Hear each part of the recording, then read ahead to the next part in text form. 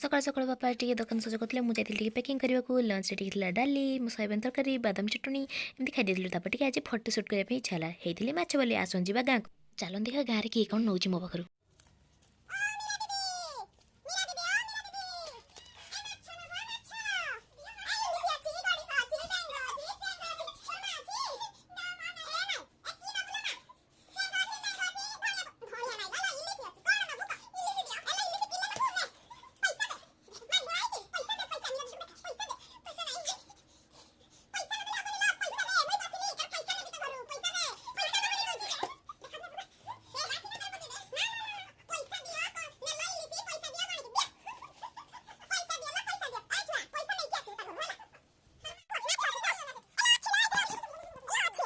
माछ तो कहीं ने खाली मन दुख फटो उठे पड़े लो लो लो यार कौन खोजलु